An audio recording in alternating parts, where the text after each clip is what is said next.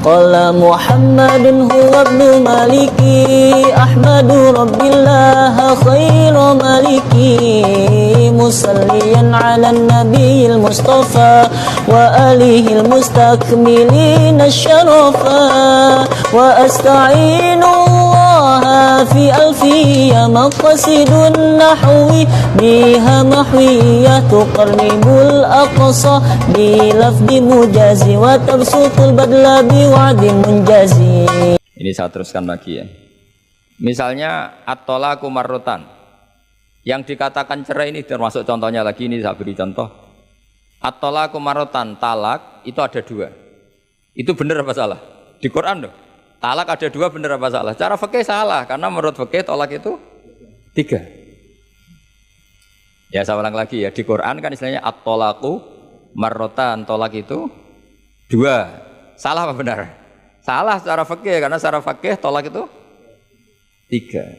Maka cara memahami gimana? At-talaqu marratan, talak itu hanya dua dalam konteks yang boleh kembali. Karena setelah tiga itu nggak boleh kembali lagi sampai si istri dirasakan orang lain. Nah, namanya apa? Muhallil. Nah, akhirnya orang ulama itu mulai trauma, memahami ayat mulai trauma. Traumanya karena setiap satu kalimat atau satu frase atau satu qodiyah kalau dalam bahasa Arab itu mesti duduknya beda-beda, duduk perkaranya beda-beda. Di bab wudu tangan itu sampai siku. Di qat'u yadis sarik memotong tangan pencuri hanya sampai pergelangan. Ya sudah kalau tanya cara tahu gimana yang ngaji sudah nggak bisa itu jelaskan. Apalagi sebulan sekali gini wah tambah. Yang ngaji puluhan tahun saja tidak mesti alim apalagi sebulan apa? Sekali. Makanya itu bisa dipakai alasan. Kenapa ada alim? Kan sebulan sekali. Jadi kalau ditanya kenapa ada alim kan apa? Sebulan sekali. Itu kan salahnya Gus Ba, ada mau ngajar tiap hari gitu. Ya jadi jelas ya. Jadi semua itu ada proporsinya. Misalnya ada ayat lagi la tudrikuhul absar. Keyakinan orang mukmin nanti di surga itu melihat Allah apa enggak? Enggak, keyakinan umumnya yang hadir di sini. Melihat kan? Tapi ada ayat la tudrikul absar. Allah itu tidak bisa tersentuh, bisa diliput oleh pandangan mata. Padahal di sebagian ayat wujuhu yauma idzin nadhirah ila rabbiha nadhirah. Orang-orang baik adalah wajahnya apa? Bersinar. Nadhir itu maknanya bersinar pakai dot. Ila rabbiha nadhirah, dan wajah-wajah itu nanti melihat Allah. Akhirnya yang pakai dot ya. Jadi kalau pakai dot itu apa? Bersinar. Wujuhu yauma idzin nadhirah. Terus apa? Ila rabbiha nadhirah. Nah, akhirnya ulama cara berpikir gini. La tudrikuhul absar wa huwa yudrikul absar wa huwal latiful khabir. Meskipun kita melihat Allah itu tidak mungkin ikhatah. Ikhatah itu terus paham detail. Ya, paham apa? Detail. Karena bagaimanapun Allah itu qadim. Qadim itu la yutakayyaf. Enggak kebayang. Apapun hebatnya kita, perangkat kita ini semuanya profan, semuanya hadis. Sementara Allah adalah zat yang tidak terbatas. Sehingga ya sudah kita tidak akan melihat secara utuh, secara sempurna sampai kita paham. Tapi seperti itu sudah bisa dikatakan melihat. Paham ya? Misalnya Anda melihat Merapi dari jauh sudah bisa dikatakan melihat. Tapi jangan disuruh detail, pohonnya apa saja. Nah itu kan nggak ngerti detail. Ya kira-kira gambarannya seperti itu. Jadi la tudrikul absar ada makna khususnya, yaitu sampai menguasai, sampai memahami. Ila rabbiha nadhirah, ya melihatnya sampai apa sih kira-kira? Ya sudah seperti itu. Makanya semua kalimat ngendikane semua ulama, semua kalimat itu proporsional. Kamu bilang mencintai istri, sama ibu ya bilang mencintai, saya teman yang kamu cocok ya mencintai. Lalu makna mencintai itu gimana coba? Mencintai ibu ada maknanya sendiri. Mencintai istri ada maknanya sendiri. Terus mencintai simpanan ini yang repot. Itu maknanya juga sendiri lagi. Mencintai teman sendiri lagi. Mencintai uang maknanya ya semuanya dengan kata mencintai. Misalnya orang mukmin disebut walladzina amanu asyaddu hubbalillah, orang mukmin itu sangat mencintai Allah. Kalau mencintai Allah itu dengan mencintai manusia itu beda. Aturannya juga beda. Kata para ulama kalau Allah itu suka kalau dimintai. Tapi kalau kamu mencintai seseorang kamu sering minta, wah itu istaqballahu minna. Jadi Allah itu suka apa? Allahu yaghdabu in tarakta su'alahu wa banu adama yaghdab. Jadi Allahu yaghdabu in tarakta su'alahu. Allah justru tersinggung kalau orang yang mencintai dia kemudian tidak sering-sering minta. Tapi kalau Bani Adam semakin sering dimintain malah nafsu ya, malah tersinggung, malah capek. Jadi sama-sama kalimatnya juga mencintai. Nah, bayangkan Quran itu seperti itu. Min awali hatta akhiri, lafaz ini semua proporsional. Apa? Semua itu proporsional. Sehingga cara maknani gimana ya tadi? Ada am, ada khos, ada mujmal, ada muqayyad. Makanya kita akan selalu berdebat, misalnya ya selalu, saya ulang lagi, selalu berdebat.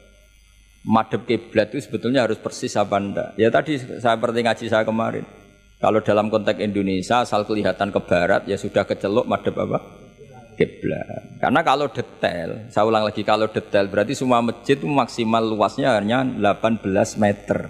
Karena Ka'bah diameternya hanya 18 meter. Sekali yang di ujung sana, wah pasti melencengnya jauh itu. Jangan-jangan yang melenceng pas imamnya malah. Karena kalau Ka'bah 18 meter yang ujung sana berarti imam yang di sini, oh bisa sampai Ethiopia. Iya kan? Nah, itu kalau harus detail juga Ka'bah orang sholat harus cekung. Nah kalau cekung bisa menuju ke satu titik. Tapi mana ada ajaran masjid apa? Cekung. Maka seperti itu dari awal Allah tidak menghentikan Ka'bah. Fawalli wajhaka syatrul masjidil haram. Satro itu nahwa. Ya sudah, yang penting kamu menghadap ke arah masjid haram. Bukan ke ainal masjidil haram yang detail. Jadi satro itu nahwa. Nahwa itu ya pokoknya ke sana. Nah itu yang dimaksud yuridu wa bikumul yusra wala yuridu bikumul usra. Agama ini gampang, kenapa dipersulit? Jangan kayak birokrat tertentu, kalau bisa sulit kenapa dipermudah? Karena banyak kepentingannya apa? Ya terus saya teruskan lagi. Ini contoh-contoh. La tut ukhidlat lakum bahimatul an'ami illa ma yusla alaikum. Terus ada lagi wa aufu bi ahdi ufi bi ahdikum. Ini contoh-contoh yang disebut oleh Imam Suyuti. Walillahi 'alan nasi hijjul bait. Maksud beliau dengan contoh-contoh itu begini ya. Misalnya kuluman 'alaiha fan, semua ini kalau kiamat nanti rusak semua. Pertanyaannya gini, Gus, lalu panitia kiamatnya gimana? Misalnya Israfil yang masyhur jadi panitia kiamat itu kan Israfil kan sekarang sudah pegang apa? Trompet. Kalau trompet pertama malam itu gunjang terus trompetnya ceblok baru separuh itu kan terus gak jadi kiamat. Maka ulama mikir ini yang ya sudahlah kecuali panitianya gitu mesti akhirnya. Karena kalau ini panitianya ikut guling apalagi wah trompet sama mana ini belum selesai kiamat kalau sudah apa jatuh. Bisa dibayangkan kan kalau niupnya dari atas jatuhnya di Kaliurang. Oh udah gitu dekat Mbak Marijan susah nyarinya itu. Makanya ulama selalu mengecualikan kuluman aliyafan itu ada pengecualiannya. Misalnya kecuali panitia kiamat. Sehingga di Quran itu ada pembenaran pengecualian itu, yaitu ada ayat wa yahmilu arsya rabbika fawqahum yauma idzin samaniyah. Dadi wa yahmilu lan gawa arsya rabbika arase pangeran sira. Fauqahum kang pangeran sak dhuwure para malaikat. Sapa samaniyatun malaikat 8. Jadi ketika kiamat dahsyat itu masih ada malaikat 8 yang masih happy-happy saja. Masih santai saja. Karena dia panitia. Ini kalau sampai makanya masyhur. Ya, itu kan jadi yauma idzin wa yahmilu arsya rabbika fauqahum yauma idzin. Di hari kiamat itu ada malaikat yang masih enggak rusak, yaitu termasuk 8 malaikat panitia apa? Kiamat. Maka Israel itu, semoga ikut ngaji di sini Israel itu. Israel itu kacau. Kacaunya itu dia tahunya itu terlambat, masyhur itu. Setelah orang mati semua nanti di kiamat, kamu sudah tidak tahu, sudah mati. Ini saya tahu ya di kitab. Setelah mati semua, Allah tanya, Israel sudah mati semua? Sudah Gusti. Sudah semua, sudah. Masih satu. Mana Gusti tak coplokin nyawane katanya. Kamu katanya. Wah setelah itu Israel sudah cabut sendiri nyawa kamu. Itu kesakitannya Masya Allah. Tapi dia sekarang belum tahu, kalau itu sakit belum tahu, sekarang itu belum tahu. Makanya semoga dengarin supaya tahu. Warang sakit terus, gimana sakit Gusti, sakit sekali.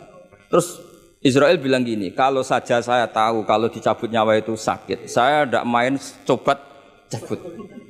Ternyata sakit. Pakai cara apa saja. Jadi tapi dia itu nanti, nyesalnya nanti.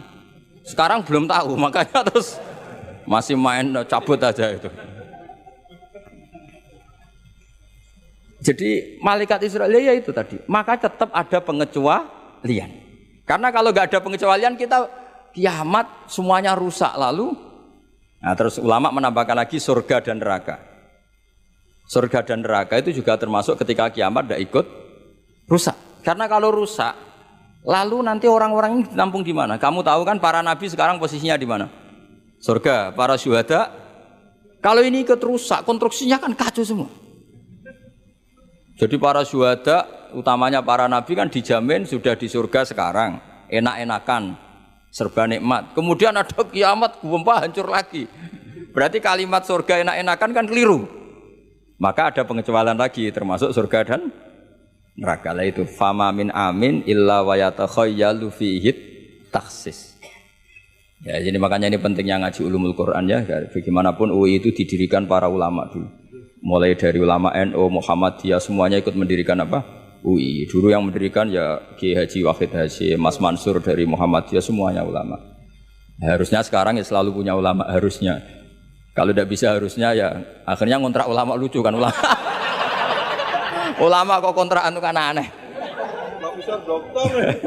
Makanya harusnya itu punya kader sendiri. Ini yang guru-guru VAI ini yang wajib itu. Ya, insya Allah gitu. Ya saya teruskan lagi ya. Jadi lafadz-lafadz yang butuh penjelasan kayak ihdinas siratal mustaqim, tunjukkan kami jalan yang lurus. Tentu butuh penjelasan. Penjelasannya apa? Siratal ladzina an'amta 'alaihim, jalan mereka yang telah Engkau beri nikmat. Juga sama walillahi 'alan nasi hijjul bait. Semua manusia diwajibkan Allah haji. Lalu kan tidak mungkin semua manusia punya kemampuan. Akhirnya diberi penjelasan man istata'a ilaihi sabila, yang punya kemampuan ke sana.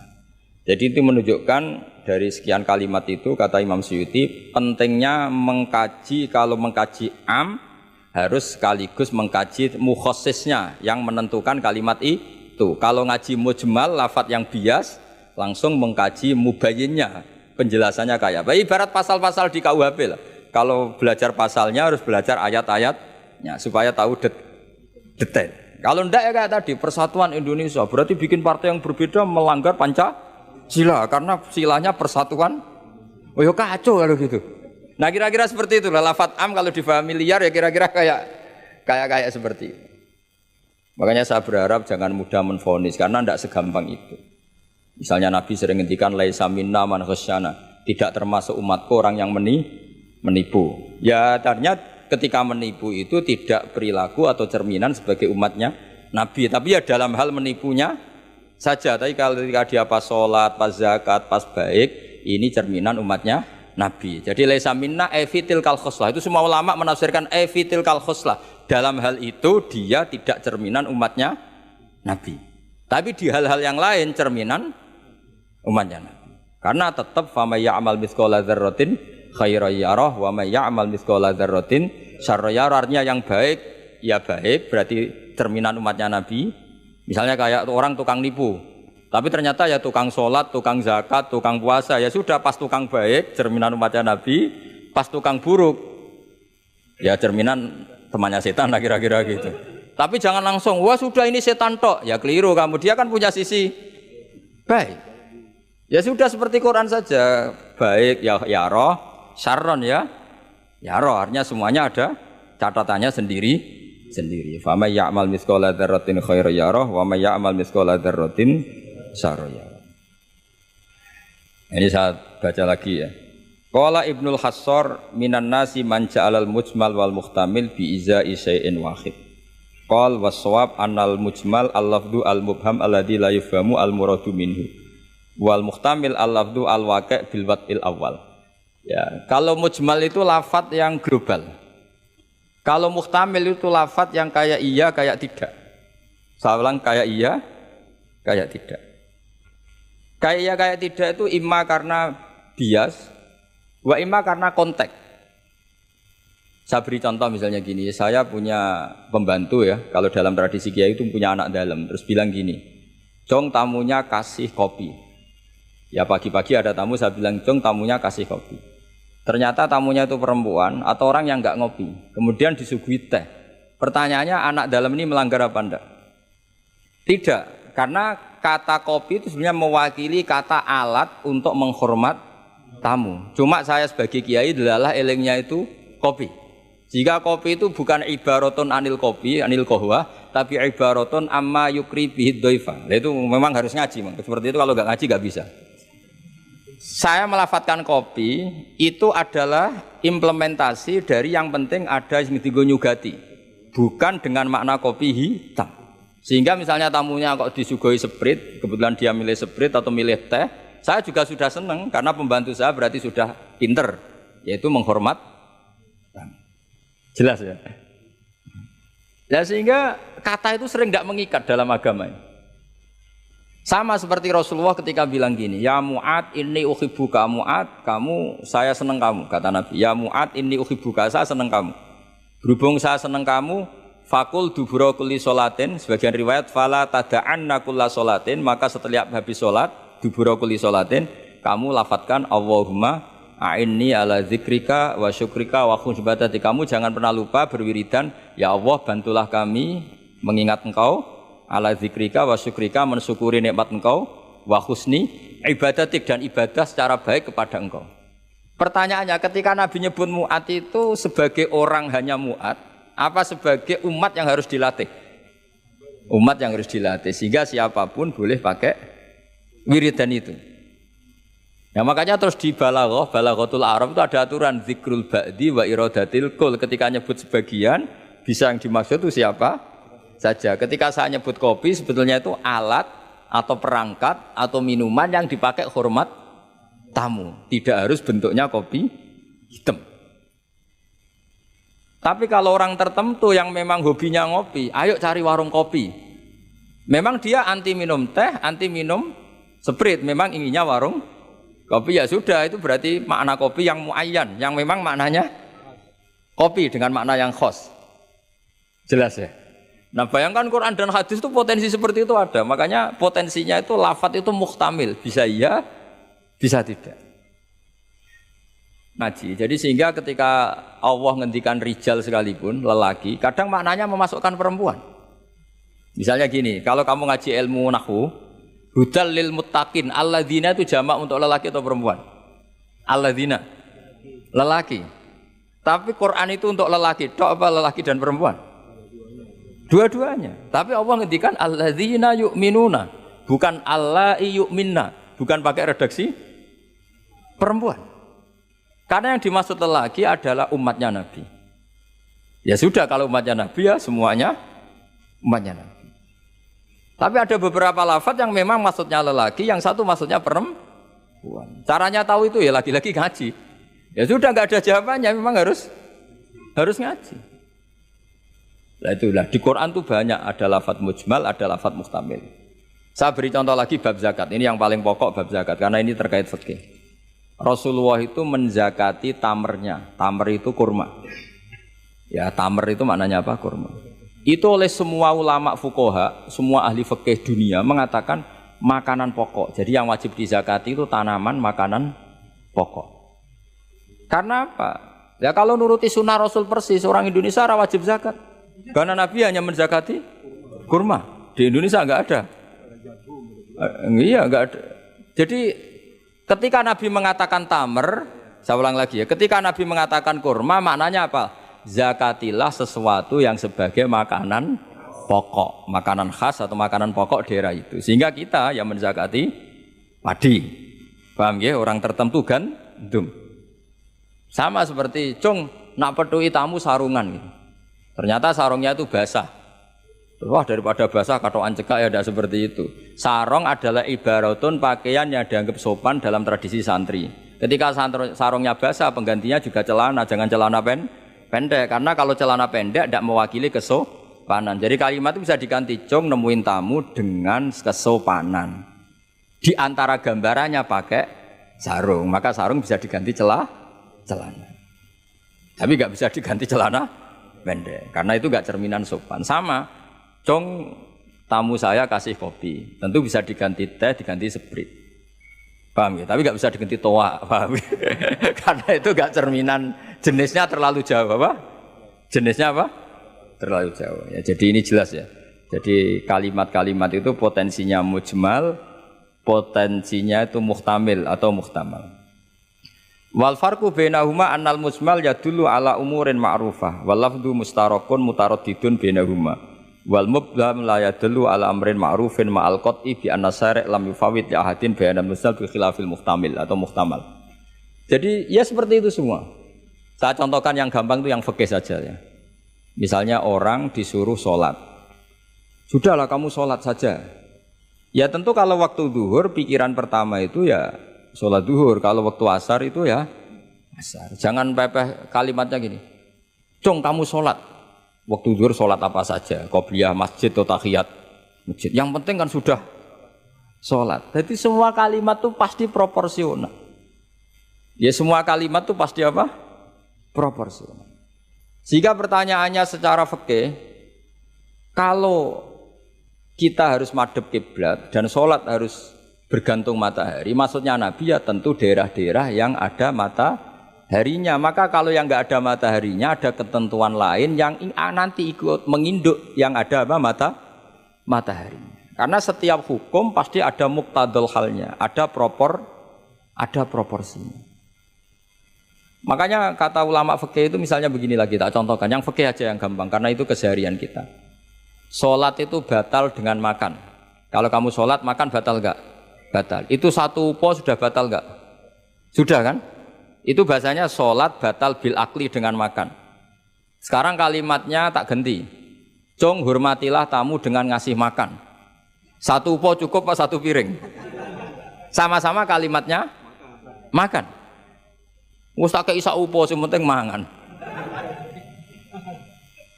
Tapi misalnya di bab sholat kok kamu babkan kayak menerima tamu ya kacau. Sholat itu batal dengan makan. Oh nak sak upo orang mangan. Sedenge mangan ya sak piring. Jadi di bab sholat batalnya makan itu cukup sak upo. Tapi di bab hormat tamu minimal sak piring. Kalimatnya sama-sama makan. Sama seperti yang saya ceritakan tadi, di bab wudu tangan itu sampai siku. Di bab kotu ya disarik hanya pergelangan. Padahal ayatnya ya tangan faktou aidiyahuma. Padahal pergelangan bahasa Arabnya itu ku apa? Al-ku. Itu bab-bab yang oleh ulama disebut nanti kalau kamu ngaji Quran, kamu harus hati-hati karena ada lafadz mujmal, ada lafadz muhtamal, ada am, ada khas. Ya saya kira demikian, nanti pengajian berikutnya nanti apa dicari, nanti tak umumkan pas ngaji aja. Assalamualaikum warahmatullahi wabarakatuh.